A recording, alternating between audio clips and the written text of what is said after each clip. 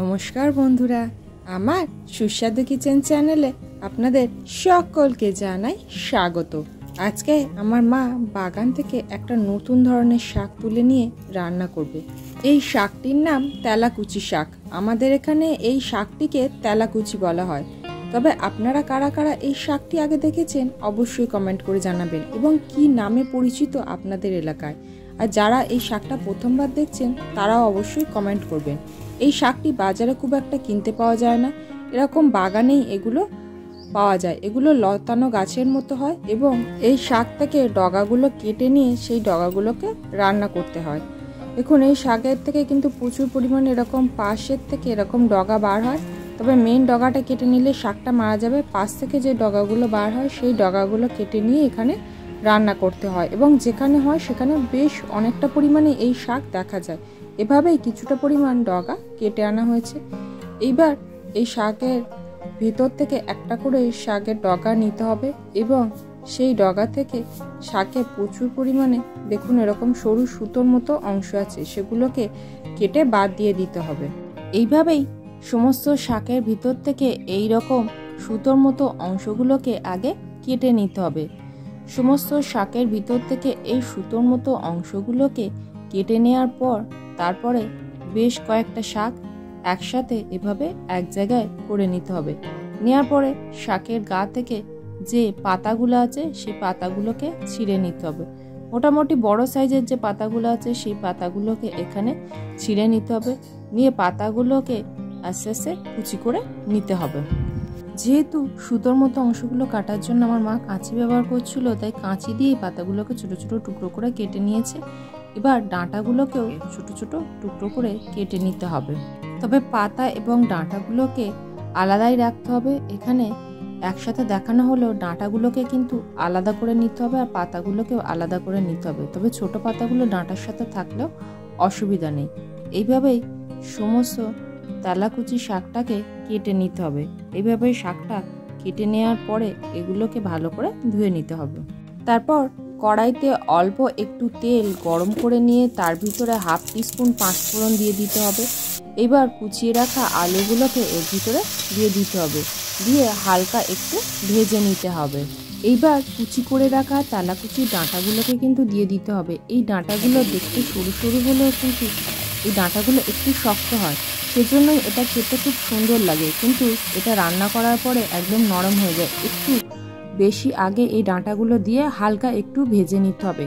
তবে ডাঁটা যদি খুব বেশি ভাজা হয় তবেই কিন্তু ডাঁটা শক্ত হয়ে যাবে। যেহেতু তেলাকুচির ডগা নেওয়া হয়েছে সেজন্য ডাঁটাগুলো কিন্তু খুব একটা শক্ত হবে না। এবারে কুচিয়ে রাখা একটা বেগুন দিয়ে দিতে হবে, দিয়ে একসাথে একটুখানি নেড়ে নিয়ে এর ভিতরে পরিমাণ মতন নুন দিয়ে দিতে হবে, দিয়ে এটাকে ভালো করে মিক্স করে নিতে হবে। নুন দিয়ে এটাকে জাস্ট একটু ভালো করে মিক্স করে নেওয়ার পরে এটাকে কিছুক্ষণের জন্য ঢাকা দিয়ে রাখতে হবে। ঢাকা দিয়ে রাখলে এর থেকে একটু জলও বেরিয়ে আসবে, যেহেতু নুন দেওয়া, এবং বেগুনটাও কুক হয়ে নরম হয়ে যাবে। তারপর যখন এর ভিতর থেকে একটু জল বেরিয়ে আসবে তখন এটাকে ভালো করে মিক্স করে নেওয়ার পরে এর ভিতরে এবার কিছুটা জল দিয়ে দিতে হবে। এই শাকগুলো মোটামুটি যাতে 80% জলের ভিতরে ডুবে যায় সেই রকম পরিমাণেই এখানে জলটা দেয়া হলো। তারপর এর ভিতরে সামান্য হলুদের গুঁড়ো দিয়ে দেওয়া হলো। হলুদের গুঁড়োর পরিমাণটা খুব বেশি দেওয়া যাবে না, জাস্ট আলু এবং বেগুনটা যাতে হালকা একটু হলুদ হয় সেই জন্যই হলুদের গুঁড়োটা দেওয়া হলো। দিয়ে এটাকে ভালো করে মিক্স করে নিয়ে আবারও এটাকে কয়েক মিনিটের জন্য একটু ঢাকা দিয়ে রাখতে হবে। কয়েক মিনিট পর ঢাকনা খোলা হলো। দেখুন এটা সমস্ত দিক থেকেই ভালোভাবেই ফুটে উঠেছে। এর ভিতরে কয়েকটা চেরা কাঁচা লঙ্কা দিয়ে দেওয়া হলো, দিয়ে এটাকে ভালো করে মিক্স করে নিয়ে এর ভিতরে কুচিয়ে রাখা পাতাগুলোকে দিয়ে দেওয়া হলো। যেহেতু ডাঁটাটা একটু শক্ত সেই জন্য ডাঁটাটা আগে দিয়ে একটু কুক করে নেওয়া হয়ে গেছে। ডাঁটা 40%-এর মতো কুক হলে তারপরে এই কুচিয়ে রাখা পাতাগুলো দিয়ে দিতে হবে। পাতাগুলো কিন্তু খুবই নরম, সেই জন্য এই পাতাগুলোকে শেষের দিকে দেওয়া হলো। অন্যান্য শাক কিন্তু কমে একদম অল্প হয়ে যায়, কিন্তু এই তেলাকুচি শাক কিন্তু খুব একটা বেশি পরিমাণে কমে না, সেজন্য অল্প পরিমাণে রান্না করলেও ঠিক যেরকম রান্না করা হয় সেরকম থেকে যায়। এর সাথে 1 টেবিল স্পুন সাদা সর্ষে বাটা দিয়ে দেওয়া হলো, দিয়ে এটাকে ভালো করে মিক্স করে নিতে হবে। যখন এটা 70%-এর মতো কুক হয়ে আসবে তখন এর ভিতরে ভেজে রাখা চিংড়ি মাছগুলোকে দিয়ে দিতে হবে। এখানে কিছুটা পরিমাণ চিংড়ি মাছ আগে ভেজে রাখা হয়েছিল, সেই মাছগুলোকে দিয়ে দেওয়া হলো। তবে যারা নিরামিষাশী, মাছ খান না, তারা এই চিংড়ি মাছটা এখানে স্কিপ করে যাবেন। সেই সাথে অল্প 1 টিস্পুনের মতন চিনি দিয়ে দেয়া হলো।